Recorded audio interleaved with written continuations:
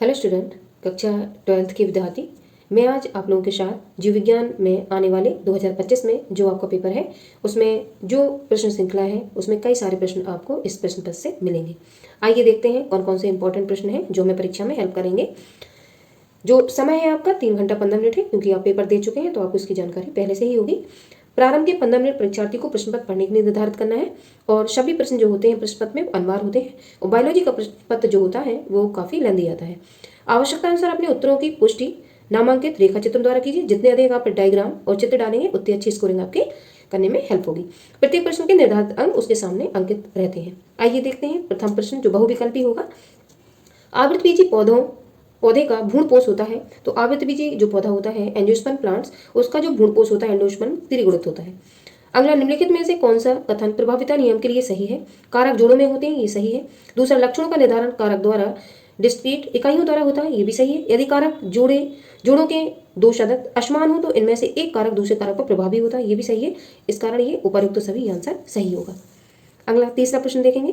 निम्नलिखित में से कौन पादपों के साथ सहजीवी संबंध स्थापित करता है? तो जो सहजीवी संबंध होता है, सहजीवी संबंध में धनात्मक क्रियाओं के अंतर्गत आता है ये, और ये एनवायरमेंट वाले लेसन से लिया गया है। तो इसमें दो सहजीवी जो सूक्ष्म जीव होते हैं उसमें राइजोबियम और माइकोराइजा, ये दोनों ही सहजीवी संबंध निभाते हैं। तो इस तरीके से पहला और ये आपका दूसरा दोनों सही है, तो इस तरीके से चौथा आंसर सही होगा।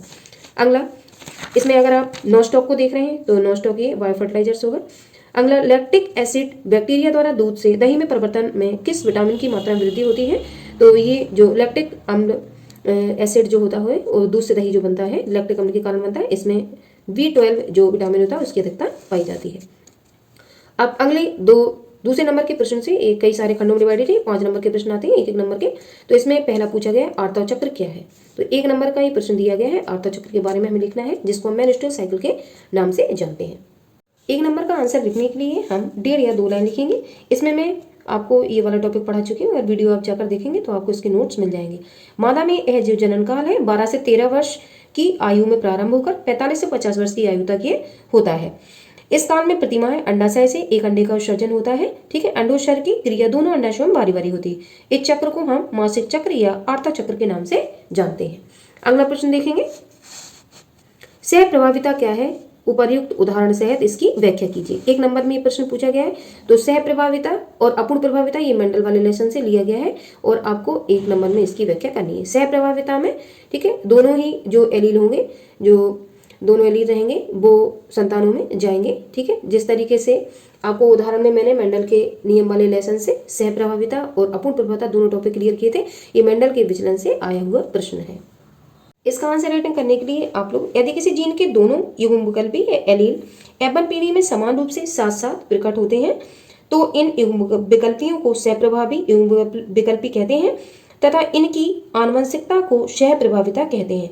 अगर दोनों एलील हैं एक साथ ही जाते हैं तो उसको हम क्या कहेंगे? सह प्रभाविता। सह का मतलब होता है साथ साथ। जैसे उदाहरण के माध्यम से मैंने आप लोगों को भूरा लाल मवेशी और सफेद मवेशी में क्रॉस करके बताया था, तो चितकबरे मवेशी हमें प्राप्त हुए थे। इन चितकबरे मवेशियों को जब हम आपस में क्रॉस कराते हैं तो जो 25% मवेशी प्राप्त होगा भूरा लाल, और जो चितकबरे मवेशी होंगे वो 50% प्राप्त होंगे, और जो सफेद मवेशी होगा वो 25% प्राप्त होंगे। तो इस तरीके से उदाहरण सहित हमें इनको समझाना है। तो आप रेखा चित्र भी बनाएंगे और इनकी जो परिभाषा मैंने आपको बताई है वो भी आप इसमें लिखेंगे।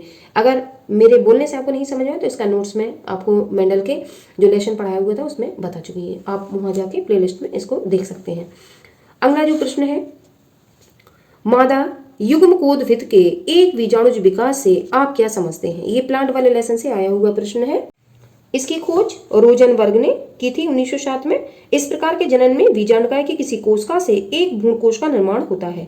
यदि इस भ्रूणकोश की अंडकोशिका में नर युग्मक के संयोजन के बिना भ्रूण का विकास हो जाता है तो यह क्रिया अपबीजाणुता कहलाती है। तो इस तरीके से आप आंसर राइटिंग इसकी करेंगे। अगला प्रश्न, डीएनए व आरएनए के बीच 2 रासायनिक अंतरों का उल्लेख कीजिए। ये आपका 1 नंबर में पूछा गया प्रश्न है। तो डीएनए आरएनए में मेंडल वाले नियम के बाद जो लेसन है आपका, ठीक है, डीएनए वाला, उससे पूछा गया है। तो 2 जो रासायनिक आपके विभेद रहेंगे, तो जो डीएनए होता है उसमें डीऑक्सीराइबोस शर्करा होती है और आरएनए में राइबोस शर्करा होती है। ये आपका रासायनिक डिफरेंस हुआ। और इसमें थायमीन के स्थान पर डीएनए में थायमीन पाया जाता है और आरएनए में थायमीन के स्थान पर यूरेसिल पाया जाता है। ये 2 रासायनिक आपके डिफरेंस हुए, यही दो आपको लिखना है। बाकी के जो डिफरेंस है वो रासायनिक पर आधारित नहीं है, वो इससे अलग है। तो ये जो डिफरेंस मैंने दो बताए हैं ये आप लिख लेंगे या याद कर लेंगे। अगला प्रश्न देखेंगे, 1 नंबर में बस इतना ही आपको लिखना है। अगला देखेंगे, निम्नलिखित रोगों का संचरण कैसे होता है? अमीबिता और एस्केरिस। तो 1 नंबर में पूछा गया ये प्रश्न है, तो इसका आंसर राइटिंग भी हम एक एक लाइन में करने का प्रयास करेंगे। अब जो अमीबिता रोग है, जिसको हम अमीबी पेचिस कहते हैं, यह रोग एंटमीबा हिस्टोलिटिका नामक प्रोटोजोआ परजीवी द्वारा होता है। यह परजीवी मनुष्य की आंत में पाया जाता है। बस इतना आपको आंसर में लिखना है आधे नंबर में, इससे ज्यादा आपको नहीं लिखना है। दूसरा प्रश्न आपका है एस्केरिस्ता। तो जो एस्केरिस्ता रोग है इसको हम कहेंगे एस्केरिएसिस। आंतों का यह रोग एस्केरिस लुम्ब्रिकॉइड्स नामक निमेटोड द्वारा होता है। यह रोग छोटे बच्चों में अधिक पाया जाता है। इसका भी जो संक्रमण होगा वो जो एस्केरिस होगी वो रोगी के आंत में उपस्थित होती है, वहीं वो अंडा देती है। तो इस तरीके से आप एक लाइन का आंसर इसमें लिखेंगे एस्केरिस्ता में। अगला प्रश्न देखेंगे, शुक्र जनन प्रक्रिया को दर्शाने वाली मानव शुक्र जनन नलिका की खड़ी काट का स्वच्छ एवं नामांकित चित्र बनाइए। तो आपको इसका चित्र बनाना है, जो कि 2 नंबर में ये पूछा गया है। ये चित्र जो आपको दिखाई दे रहा है ये शुक्रजनन नलिकाओं का जो आरेखी काट का एक दृश्य वो एक चित्र बनाने के लिए आपका आया हुआ है। तो इस तरीके से फिगर बनाना है और जो नामांकित ये दिया गया है इसको नामांकित कर देना है। इसमें आपको 2 नंबर मिलेंगे। ये मानव जनन वाले लेसन से आया हुआ प्रश्न है। अब इस वाले क्वेश्चन का आंसर हसिया का रुधिराणु एनीमिया पर टिप्पणी लिखना है। ये जीन के कारण होने वाला रोग है। अब इसमें मैंने आपको ये भी टॉपिक पढ़ाया हुआ है।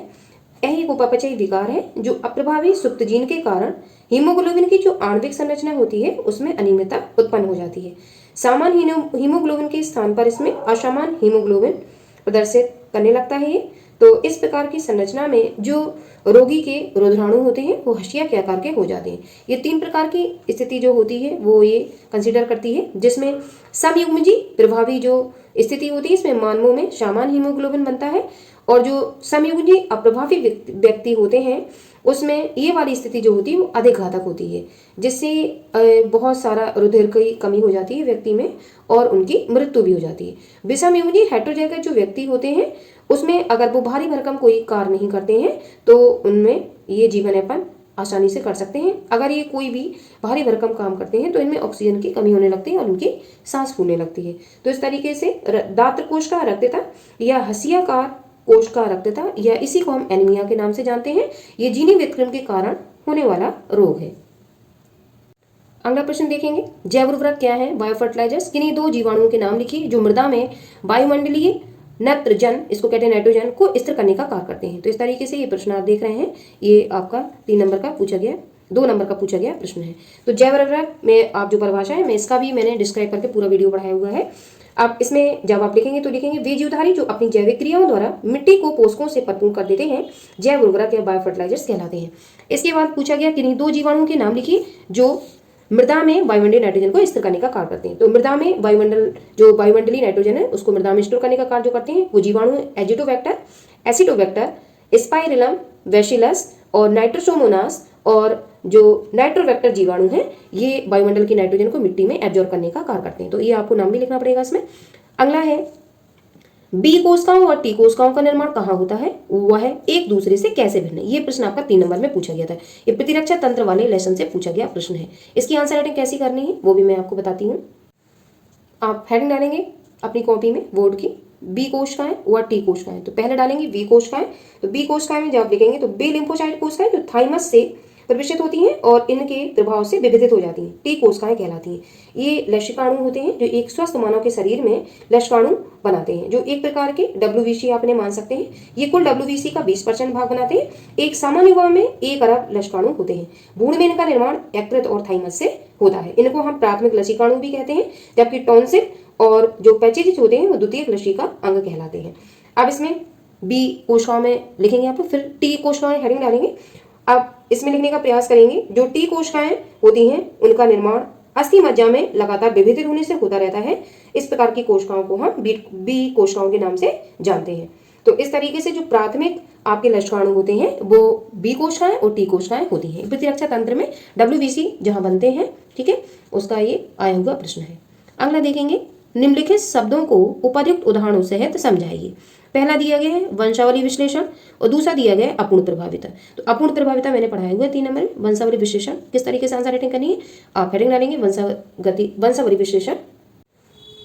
वंशावली विश्लेषण में हम लिखेंगे ऐसा चार्ट जिसके अंतर्गत लक्षणों की आनुवंशिकता का चित्रण किया जाता है वंशावली चार्ट कहलाता है। यह किसी पीढ़ी या जीव के लिए निर्मित किया जा सकता है। इस चार्ट की सहायता से किसी भी संतान में जो कि विशेष लक्षणों की संभावनाएं उसमें उपस्थित होती हैं उसको ज्ञात किया जाता है। यह संपूर्ण प्रक्रम वंशावली विश्लेषण कहलाता है। वंशावली विश्लेषण से तात्पर्य है कि किसी भी जो बेबी होगा या जो भ्रूण होगा उसमें जो भी रोग हो या कोई भी उनमें जो गुणसूत्रों का व्यतिक्रम हो उसको देखने के लिए हम इस प्रकार के वंशावली विश्लेषण को अपनाते हैं, जिसके कारण हमें भ्रूण में जो भी संभावनाएं होती हैं उनको हम ठीक है जानकारी उनके प्रति हम प्राप्त कर सकते हैं। जैसे कि वंशावली विश्लेषण का उपयोग विभिन्न मानवीय आनुवंशिक रोगों के अध्ययन में इसका उपयोग हम कर सकते हैं। तो इस तरीके से वंशावली विश्लेषण की मतलब होता है पूरा उनका जो वंश का विश्लेषण है वो एनालिसिस करना। इसको हम पेडिग्री एनालिसिस के नाम से भी जानते हैं। अगला है अपूर्ण प्रभाविता। तो अपूर्ण प्रभाविता ये आपका मेंडल के लेसन से आया हुआ प्रश्न है, इनकम्प्लीट डोमिनेंस। इसमें इन्होंने ये मेंडल के विचलन के नियम में हमने पढ़ा हुआ था। इसमें मेंडल के विचलन के नियम में जो कॉलकॉरेंस वैज्ञानिक थे उन्होंने गुलाबांस का जो पुष्प था जिसको हम मिराबिलिस जलापा के नाम से जानते हैं उसमें उन्होंने क्रॉस की क्रिया करा के देखी थी, जिसके कारण लाल और सफेद पुष्प में आपस में जब क्रॉस कराया था तो उन्हें गुलाबी पुष्प प्राप्त हुए थे। इसको अपूर्ण प्रभाविता के नाम से कॉलकॉरेंस ने इसकी खोज की थी। अगला देखेंगे परजीवता पर टिप्पणी लिखिए। 3 नंबर में आया हुआ प्रश्न है ये। परजीवता पैरासिटिन विषमपोषी जीव जो परपोषी के शरीर से अपना भोजन प्राप्त करते हैं परजीवी या पैरासाइट कहलाते हैं। ये जो परजीवी होते हैं वो 2 प्रकार के होते हैं, आंशिक परजीवी, आंशिक मतलब पार्शियल पैरासाइट, वे परजीवी जो अपने परपोषी पर आंशिक रूप से निर्भर रहते हैं आंशिक परजीवी कहलाते हैं। और दूसरे होते हैं स्थायी परजीवी, ये स्थायी रूप से जीवन भर परजीवी बने रहते हैं। पादपों में इन्हें पादप परजीवी और जंतुओं में इन्हें जंतु परजीवी के नाम से जानते हैं। ये भी 2 प्रकार के होंगे, अंतः परजीवी और बाह्य परजीवी। अंतः परजीवी वो परजीवी होते हैं परपोषी के शरीर के अंदर रहते हैं और अपने जीवन चक्र को पूरा करते हैं, जैसे कि गोल कृमि हो गया, फीता कृमि हो गया, प्लाज्मोडियम हो गया, और ये प्लाज्मोडियम मनुष्य की आरबीसी में रहते हैं। और बाह्य परजीवी में आप बेपरजीवी जंतु पादपों के शरीर की सतह पर चिपक कर पोषण प्राप्त करते हैं, जैसे कि पिस्सू, जू, लीच आदि। पुनर्युगज डीएनए तकनीक या रिकॉम्बिनेंट टेक्निक में हम इस विधि में सर्वप्रथम मानव इंसुलिन की ए तथा बी श्रृंखलाओं के लिए डीएनए न्यूक्लियोटाइड के क्रम को ज्ञात किया जाता है। इस डीएनए की ज्ञात श्रृंखलाओं को पृथक प्रकृति वाले इकोलाई जीवाणुओं के प्लाज्मिड के साथ जोड़ दिया जाता है। इस प्रकार जीवाणु में इंसुलिन के निर्माण के जीन्स आ जाते हैं। इन जीवाणु का उचित माध्यम या वातावरणीय दशाओं में किण्वन द्वारा संवर्धन किया जाता है। किण्वन से पदार्थ को निकालकर इंसुलिन श्रृंखला को पृथक कर लिया जाता है। इन प्राप्त श्रृंखलाओं को डाइसल्फाइड बंध द्वारा जोड़ दिया जाता है। इस प्रकार हम इंसुलिन का निर्माण कर सकते हैं। वह जो भी आपकी ये टेक्निक है जयप्रौद्योगिक की या रिकॉम्बिनेंट टेक्निक, इसमें वांछित जीन का हम मिलन करते हैं पहले, फिर वांछित जीन को वाहक डीएनए जो आपका अणु होता है उसका चयन कर लेते हैं, फिर वांछित जीन को वाहक डीएनए से जोड़ देते हैं जिसको हम आर रिकॉम्बिनेंट टेक्निक या आर डीएनए कहते हैं। फिर पुनर्युगज डीएनए को पोषक जो जीवाणु होता है उसके अंदर हम प्रवेश करा देते हैं और पुनर्युगज डीएनए द्वारा विजायती जीन उत्पाद को हम प्राप्त कर लेते हैं। तो इसमें इंसुलिन बनाने की जो विधि है मैंने इसको करवाया हुआ है, आप लोग आसानी से इसको लिख सकते हैं। अगला प्रश्न जो है पारजीनी या ट्रांसजेनिक जंतु क्या है, इसका उत्पादन क्यों किया जाता है, मानवों के लिए इसकी उपयोगिता का संक्षेप में वर्णन कीजिए। ये 3 नंबर में आया हुआ प्रश्न है। 3 फुल स्टॉप लगे हुए हैं। पहला ये है, दूसरा उत्पादन क्यों किया जाता है तो 1+1, तीसरा प्रश्न पूछा गया 1। तो तीनों के आंसर आपको देने तभी आपको 3 नंबर इसमें मिलेंगे। तो जो ट्रांसजेनिक जंतु है वो क्या है, इनकी परिभाषा पहले हेडिंग डालेंगे पारजीनी जंतु या ट्रांसजेनिक जंतु। अब इसमें लिखेंगे ऐसे जीव जिनकी उत्पादकता, गुणवत्ता या रोग प्रतिरोधी क्षमता बढ़ाने के लिए उनके जीनों में फेरबदल कर दिया गया हो, आनुवंशिक रूपांतरित जीव कहलाते हैं। अधिकांशतः किसी बाहरी जीन को इन जीवों में प्रवेश कराया जाता है, इस कारण इन्हें पारजीनी जीव या ट्रांसजेनिक ऑर्गेनिज्म भी कहा जाता है। अब इनका उपयोग जब हम करते हैं तो ये बहुत सारे प्रोडक्ट इनसे बनाए जाते हैं, जैसे कि सालमोन मछली। सालमोन मछली में यह खाद्य के रूप में उपयोग किया जाने वाला प्रथम पारजीनी जंतु है। दूसरा पारजीनी गाय, जिसमें आपकी रोजी गाय है, जो रोजी गाय भरपूर प्रोटीन से ठीक है कंप्लीट दूध देती है और बच्चों के ये जो आहार होते हैं उसको संतुलित आहार में इसको शामिल किया जाता है। जो साधारण गाय के दुग्ध में ये प्रोटीन जो होती है वो नहीं मिलती है। पारजीनी चूहे होते हैं, इनका उपयोग हम टीका बनाने में करते हैं जो कि मानव पर अप्लाई किए जाते हैं, वैक्सीन। तो इस तरीके से हम पारजीनी जंतुओं का उपयोग, ठीक है, इनका उत्पादन क्यों किया जाता है, इनका उत्पादन पारजीनी चूहे, पारजीनी गाय और सालमोन जो पारजीन मछली है उसके उपयोग में इसका उपयोग हम करते हैं मानव के, ठीक है, लाभदायक चीजों के लिए। और ऐसे जो पारजीवी जंतु होते हैं इनको आनुवंशिक अभियंत्रिकी के द्वारा इनके जो जीन होते हैं उसमें हेरफेर या फेरबदल कर दिया जाता है और इनका कई सारी चीज़ों में हम यूज करते हैं। आनुवंशिक रोगों के उपचार में हम इनका यूज कर सकते हैं। जंतुओं द्वारा दुग्ध, मांस, ऊन आदि के उत्पादन के सुधार में हम इनका यूज कर सकते हैं। जीनों की संरचना और कार्यों के अध्ययन में हम इनका उपयोग कर सकते हैं। जीन चिकित्सा के उपयोग में हम इनका अध्ययन कर सकते हैं। टीके की सुरक्षा जांच के लिए हम इनका यूज कर सकते हैं और क्लोन के उत्पादन में भी हम इनका यूज कर सकते हैं। तो मैंने इतने सारे आपको यूज बता दिए। अब आपको 3 नंबर में जो भी सही लगे वो आप इजीली आंसर राइटिंग में डाल सकते हो। अगला प्रश्न दिया गया है, पक्षियों तथा मधुमक्खियों में लिंग निर्धारण को समझाइए। तो मैंने पक्षियों और मधुमक्खियों दोनों में लिंग निर्धारण की क्रिया आपको नोट्स में वीडियो में समझाई हुई, प्लेलिस्ट में जाके आप इसका वीडियो देख सकते हैं। इजीली आपको मैंने क्रॉस करना बताया है। बीटी से आप क्या समझते हैं? बीटी कपास का उदाहरण देकर स्पष्ट करें। तो बीटी पादप वही ट्रांसजेनिक पादप है जिनको हम जिनके जीन में या डीएनए में चेंज करके या फेरबदल करके नया प्लांट ग्रो करते हैं। इसमें जो मृदीय जीवाणु होता है बैसिलस थ्यूरिजिएंसिस, उसके नाम पर बीटी पादप इनका नाम पड़ा हुआ है। और बीटी कपास में भी हम बैसिलस थ्यूरिजिएंसिस जीवाणु कुछ प्रजातियों द्वारा ऐसे विषाक्त प्रोटीन का निर्माण किया जाता है जिससे जो विषैले वर्ग के कीट होते हैं उनको मारने में सहायता मिलती है। यह जीवाणु अपने जीवन काल की अवस्था में एक विषैली प्रोटीन का निर्माण करता है क्रिस्टल के रूप में और इस प्रकार के हम जीन को क्राइजीन के नाम से जानते हैं। तो ऐसे जीन का उपयोग हम जो फसलें होती हैं उनमें करते हैं जिससे हमें जो कीड़े मारने की दवा होती है उनका यूज नहीं करना पड़ता है और पर्यावरण के प्रति भी प्रदूषण की समस्या से हम बच जाते हैं। इसलिए बीटी पादपों का निर्माण किया जाता है। जिस तरीके से आपके बीटी फसलें हैं तो उन्हीं में बहुत सारे पादप, जैसे बीटी बैगन बनाया गया है, बीटी कपास बनाया गया है इसके लिए, और बीटी टमाटर बनाया गया है, और जो गोल्डन राइस चावल है जिसमें बीटा कैरोटीन की मात्रा को बढ़ाया गया है जिससे विटामिन ए भरपूर मात्रा में मिलता है। तो इतने सारे उपयोग को मानव की भलाई के लिए करने के लिए बीटी पादपों का इजाद किया गया है। अब अगला प्रश्न देखेंगे। बीटी कपास का उदाहरण मैंने बताई दिया आपको। त्रिशलन क्या है या कहाँ संपन्न होता है? त्रिशलन में सम्मिलित नापों के नाम लिखिए। तो त्रिशलन की क्रिया जो ट्रिपल फ्यूजन है ये पादपों में पाई जाती है जब निषेचन की क्रिया होती है। तो ये क्वेश्चन भी मैंने आपको पढ़ाया हुआ है। ट्रिपल फ्यूजन में आपके भ्रूणकोश में एक प्रक्रिया संपन्न होती है। यह कहाँ संपन्न होता है? तब लिखेंगे भ्रूणकोश में संपन्न होता है। और ट्रिपल फ्यूजन में इसमें पहला नरयुग्मक जो होता है वो अंडकोश से संयोग करता है। तो इस क्रिया को हम सत्य निषेचन कहते हैं और इसमें 2 युग्मक भाग लेते हैं जिसको हम 2n कहेंगे और बनी हुई संरचना भ्रूणकोश कहलाएगी। और दूसरा नरयुग्मक जो होगा ध्रुवीय केंद्रकों से सहयोग करेगा और ये बनी हुई संरचना भ्रूणकोश कहलाएगी जिसको हम 3n से प्रदर्शित करेंगे। तो इस प्रकार से त्रिशल्यन में सम्मिलित नाभकों के और या न्यूक्लियाई के नाम लिखिए। तो इसमें जो ध्रुवीय केंद्रक होते हैं वो भाग लेते हैं। तो अब आंसर हम क्या लिखेंगे? ध्रुवीय केंद्रक और पहला आपका होगा अंडकोश का। तो ये इस तरीके से 5 जो आपके न्यूक्लियाई होते हैं वो भाग लेते हैं इसमें। 5 केंद्रक जो होते हैं वो भाग लेते हैं निषेचन की क्रिया में। अगला, आनुवंशिक रूपांतरित फसलों के उत्पादन व लाभ व हानियों की तुलना कीजिए। जिस तरीके से बीटी पादप आया था, ये इंग्लिश में बीटी पादप कहते हैं इसी को, और हिंदी में आनुवंशिक रूपांतरित फसल कहते हैं, जेनेटिकली मॉडिफाइड क्रॉप्स या फिर बीटी पादप। बीटी इसका नाम बैसिलस थ्यूरिजिएंसिस जीवाणु के नाम पे पड़ा हुआ है और ऐसे प्लांटों में हम डीएनए को चेंज कर देते हैं। तो ये हिंदी में पूछा गया, ये रिपीटेड प्रश्न है। बीटी पादप जो आप लिखेंगे वो भी इसमें आपको लिखना होगा। अब ऐसी जो फसलें हैं उनके उत्पादन से लाभ क्या होते हैं? अब जब किसी चीज से लाभ होते हैं तो उनसे हानियां भी होती हैं। आनुवंशिक जो फसलें होती हैं उनके लाभ में ये फसलों में रोग प्रतिरोधी होने से उत्पादन में वृद्धि होती है। कटाई के पश्चात इनसे हमें नुकसान में कमी आती है। ये फसलें जैविक अजैविक कारकों जैसे कि सूखा, ताप, लवणता आदि के लिए प्रतिरोधी होती हैं और ये फसल की पोषण गुणवत्ता और खनिज उपयोग क्षमता में भी वृद्धि करती हैं। रासायनिक कीटनाशकों पे जो निर्भरता होती है वो हमारी कम हो जाती है ऐसी फसलों को उगाने से।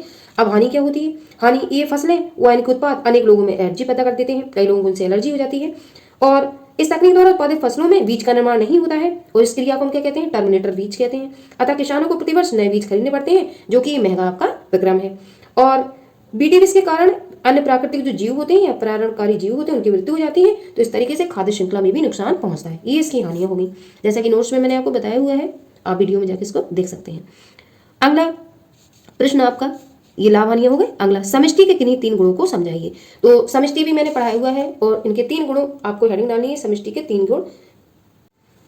समष्टि के 3 गुणों में आप हेडिंग डालेंगे समष्टि का आकार व घनत्व, फिर दूसरा डालेंगे जन्म दर और तीसरा मृत्यु दर। मैंने ये 5 हेडिंग आपको पढ़ाई हुई है, लेकिन यहाँ आपसे केवल 3 पूछी गई और 3 से ज्यादा ये नहीं पूछा जाता है। तो समष्टि के 3 गुणों को समझाइए। तो पहले में आपको हेडिंग डालनी है तीनों, फिर दूसरा आप अटेम्प्ट करेंगे पैराग्राफ चेंज करके, फिर इसको आपको डिफाइन करना है। तो इस तरीके से 1+2 ये 3 नंबर का प्रश्न आपका पूछा गया है। तो समष्टि के आकार एवं घनत्व में आप लिखेंगे किसी भी निश्चित क्षेत्र की समष्टि में जीवों की संख्या कभी भी स्थिर या एक जैसी नहीं होती है। अतः किसी स्थान पर इकाई क्षेत्र में निश्चित समय में उपस्थित एक ही जाति के कुल सदस्यों की संख्या को समष्टि घनत्व कहते हैं। फिर दूसरी हेडिंग हम डालेंगे जन्म दर, जिसको कहेंगे बर्थ रेट। ठीक है। तो इसमें जब आप परिभाषा लिखेंगे तो किसी समष्टि में नए जीवों के उत्पन्न होने की दर को हम जन्म दर कहते हैं। और जन्म दर का सूत्र हम लिखेंगे B बराबर delta capital N small n upon capital N into delta T। इस तरीके से हम सूत्र लिख देंगे। फिर तीसरा हम डालेंगे मृत्यु दर। तो फिर लिखेंगे किसी समष्टि में इकाई समय में मरने वाले व्यक्तियों की संख्या को मृत्यु दर कहते हैं। अब मृत्यु दर दो प्रकार की होती है, न्यूनतम मृत्यु दर और वास्तविक मृत्यु दर। तो वास्तविक मृत्यु दर ये प्रश्न पूछा जाता है। तो इसमें एक प्रश्न आता है वास्तविक मृत्यु दर में जैव सूचकांक बराबर जन्म दर बटे मृत्यु दर गुणित 100। तो इस तरीके से नोट्स में मैंने करवाया हुआ है, लेकिन रिवीजन के तौर पे मैंने बता दिया आपको इसमें क्या क्या लिखना है। अगला प्रश्न देखेंगे, बहुजीनी वंशागति क्या है, इसे उपयुक्त उदाहरण से समझाइए। ये मेरा प्रश्न छूट गया था, मैं इसको रिपीट कर रही हूँ फिर से। बहुजीनी वंशागति क्या है, इसे उपर्युक्त उदाहरणों से समझाइए। तो बहुजीनी वंशागति जो आपकी है उसमें आपको ब्लड के बारे में लिखना है। ब्लड मैंने आपको अच्छे से पढ़ाया हुआ है। अगला लिंग सहलग्न वंशागति पर टिप्पणी लिखिए। लिंग सहलग्न वंशागति ये भी मैंने आपको वीडियो में करवाया हुआ है, लिंग सहलग्न वंशागति में। तो इसके आंसर राइटिंग में लिंग सहलग्न वंशागति डालेंगे। ये लिंग सहलग्न वंशागति 3 प्रकार की होती है, एक्स सहलग्न वंशागति, वाई सहलग्न वंशागति और एक्स वाई सहलग्न वंशागति। लिंग सहलग्न वंशागति में जब आंसर राइटिंग हम करेंगे तो लिंग सहलग्न लक्षणों या विशेषकों की जनक से संतानों में संचरण मतलब ट्रांसमिशन होना लिंग सहलग्न वंशागति कहलाती है। यह एक्स सहलग्न वंशागति, वाई सहलग्न वंशागति और एक्स वाई सहलग्न वंशागति होती है। एक्स सहलग्न वंशागति में आप वर्णांता और हीमोफीलिया और रोग को डिफाइन इसमें कर सकते हैं। और वाई सहलग्न जो वंशागति होती है उसमें हाइपरट्राइकोसिस एक रोग होता है जो हो जाता है जिसमें कण पलों पर बाल आ जाते हैं और ये वाई गुणसूत्र पर इसके असंजात खंडों पर ही स्थित होते हैं गुण। और एक्स वाई सहलग्न जो गुण होता है इसे अपूर्ण लिंग सहलग्न लक्षण भी कहते हैं। इसमें पूर्ण वर्णांता देखी जाती है या वृक्कों में होने वाला जो रोग होता है नेफ्राइटिस, वो रोग इसमें हो जाता है। अगला प्रश्न लॉन्ग क्वेश्चन में 5 नंबर के 3 लॉन्ग क्वेश्चन आपके पूछे जाएंगे। मनुष्य के मादा प्रजनन तंत्र का नामांकित चित्र की सहायता से वर्णन कीजिए। इसमें आपको पूरा मनुष्य का जो मादा प्रजनन तंत्र है उसके बारे में लिखना होगा और चित्र बनाना होगा। तो ये प्रजनन तंत्र का ये मादा का चित्र है और हेडिंग लिखने के लिए आपको एक जोड़ी अंडाशय, एक जोड़ी अंडवाहिनी, गर्भाशय, योनि भाग, सहायक जनन ग्रंथियों में एक जोड़ी वार्धुलिक ग्रंथि, एक जोड़ी स्तन ग्रंथि। अब सारा कुछ इसमें डिफाइन करोगे लॉन्ग नंबर में, तभी ये लॉन्ग क्वेश्चन में आपको 5 नंबर इसमें मिलेंगे। अगला लॉन्ग क्वेश्चन, आवृतबीजी पौधों में निषेचन क्रिया का चित्र की सहायता से वर्णन कीजिए। तो आवृतबीजी पौधों में निषेचन की क्रिया आपको बतानी है चित्र से, जिसमें मैंने अभी आपको बताया था कि पहला नर युग्मक परागनलिका से जाके अंडकोश का संयोग करेगा, बनी हुई संरचना 2n और इसको क्या कहेंगे भ्रूणकोश। और दूसरा नर युग्मक जो होगा वो ध्रुवीय केंद्रकोश से सहयोग करेगा, बनी हुई संरचना 3n और इसको कहेंगे भ्रूणकोश। तो ये निषेचन की क्रिया आपको दर्शानी है। ये आवृतबीजी पौधों की विशेषता है जिसमें दोहरा निषेचन इनमें पाया जाता है। पहले निषेचन को हम सत निषेचन कहते हैं और दूसरे निषेचन को हम दोहरा निषेचन कहते हैं। इसकी खोज फ्रिटिलेरिया एक प्लांट था, उसमें नवाशिन ने इसको देखा था। अब अगला लॉन्ग क्वेश्चन, न्यूक्लियक अम्ल क्या है, वाटसन एवं क्रिक द्वारा प्रस्तावित डीएनए अणु की द्विकुंडली संरचना का वर्णन कीजिए। 5 नंबर में प्रश्न पूछा गया है। पहला प्रश्न में फुल स्टॉप लगा हुआ है तो 1 नंबर की स्कोरिंग करने वाला ये प्रश्न है। इसमें आपको न्यूक्लियक अम्ल की परिभाषा लिखनी है और 4 नंबर में आपको जो डीएनए का डबल कुंडलित मॉडल है वो संरचना आपको बनानी है चित्र से। तो न्यूक्लियक अम्ल क्या है, केंद्रीय पदार्थ से प्रोटीन को पृथक करने के बाद शेष बचे फास्फोरस युक्त पदार्थ को अम्लीय होने के कारण जो अल्टमान वैज्ञानिक थे उन्होंने न्यूक्लियक अम्ल इसको कहा था। न्यूक्लियक मतलब केंद्रक में पाया जाने वाला द्रव, इसलिए इसको क्या कहेंगे न्यूक्लियक अम्ल। अब वाटसन एवं क्रिक द्वारा प्रस्तावित जो डीएनए मॉडल है उन्होंने डीएनए मॉडल को बताया था और उन्हें इसका नोबेल पुरस्कार भी मिला हुआ था। ये डीएनए मॉडल की बनी हुई संरचना है, इसको वाटसन एवं क्रिक ने प्रस्तावित किया था और ये द्विकुंडलित प्रतिरूप है जिसके कारण इन्हें 1962 में नोबेल पुरस्कार से सम्मानित भी किया गया था। इसमें जो बनी हुई संरचना है इसमें डीएनए का प्रत्येक अणु 2 कुंडलित पॉलीन्यूक्लियोटाइड श्रृंखलाओं का बना हुआ था। एक कुंडलित ये है और एक कुंडलित ये है और एक दूसरे से सर्पिल क्रम में क्लॉकवाइज कुंडलित रहते हैं। द्विकुंडन का जो व्यास है 20 एंगस्ट्रॉन होता है। प्रत्येक पॉलीन्यूक्लियोटाइड श्रृंखला में डीऑक्सीराइबो शर्करा और फॉस्फेट समूह एकांतर क्रम में जुड़े हुए रहते हैं। इस वाले क्रम में ये आपके फॉस्फेट समूह और जो डीऑक्सीराइबो शर्करा होगी sp करके ये जो पॉइंट आपको दिख रहे हैं यहाँ पे ये एकांतर क्रम में जुड़े हुए रहेंगे।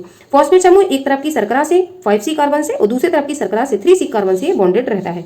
इसमें दोनों श्रृंखलाओं के प्रत्येक शर्करा के C1 पर एक नाइट्रोजनी क्षारक होता है और जो 4 प्रकार के नाइट्रोजन क्षारकों में से कोई भी हो सकता है। एक श्रृंखला के प्यूरिन दूसरी श्रृंखला के पिरिमिडीन हाइड्रोजन बॉन्डों से जुड़े रहते हैं। ये आप देख रहे हैं एडेनिन हमेशा थाइमिन से डबल बॉन्ड से जुड़ा हुआ रहता है और ग्वानिन हमेशा साइटोसिन से ट्रिपल बॉन्ड से जुड़ा हुआ रहता है।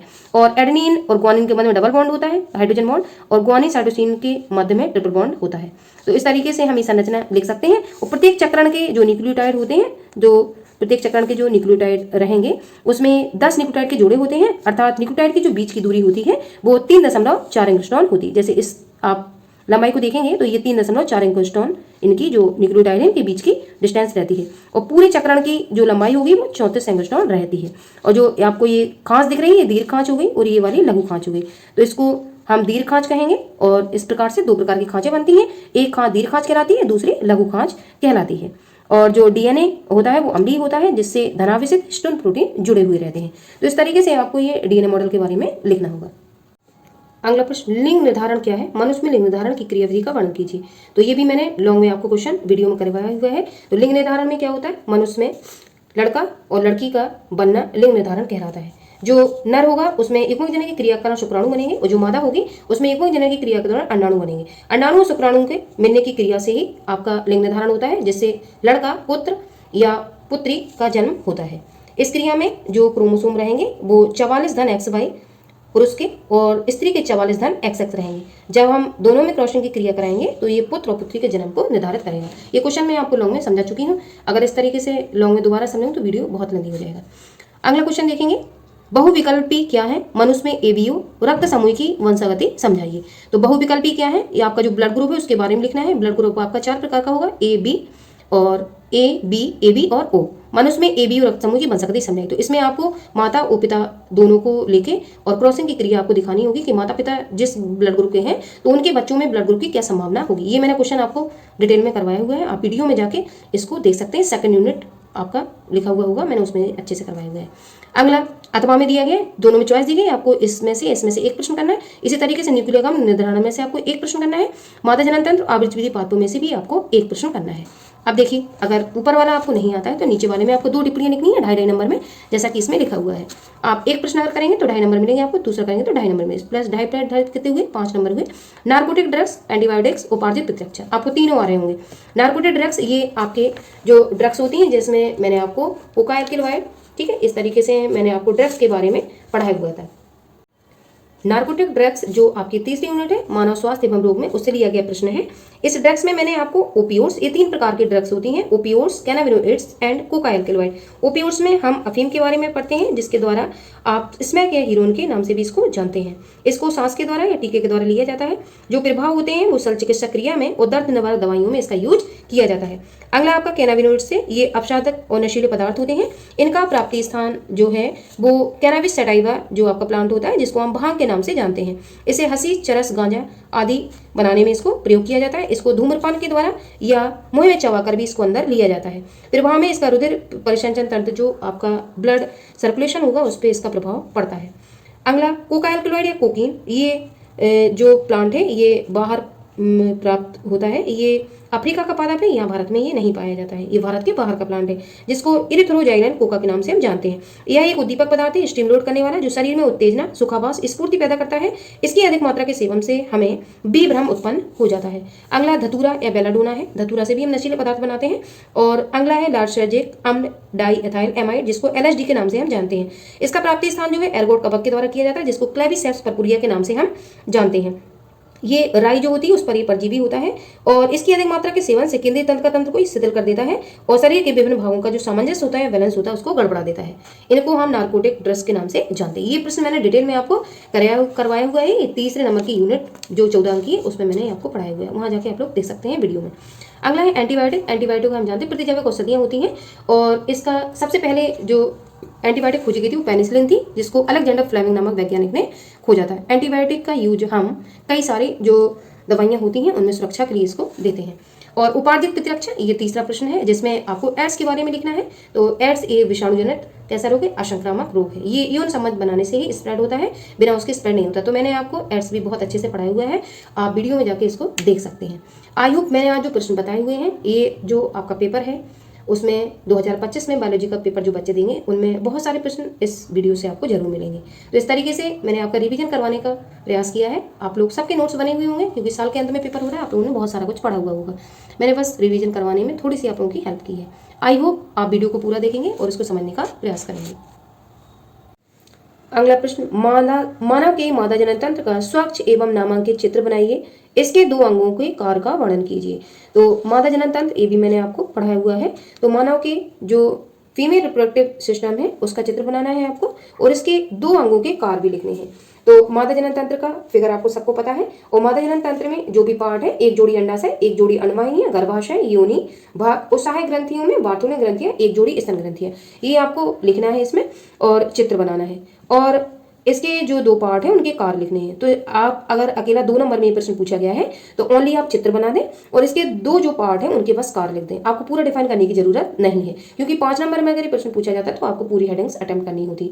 बट ये 2 नंबर में प्रश्न पूछा गया तो ओनली आप फिगर बनाएंगे इसका, और इसके 2 जो अंग होंगे उनके कार्य लिखेंगे। 2 अंग में आप पहली हेडिंग डालेंगे अंडाशय। अंडाशय कहते हैं ओवरीज। इसमें जो कार्य होता है अंडाशय का, तो मादा में एक जोड़ी अंडाशय प्राथमिक जनन अंग होते हैं, और ये लगभग 2 सेंटीमीटर लंबा, 2 सेंटीमीटर चौड़ा तथा 1 सेंटीमीटर ये मोटा होता है।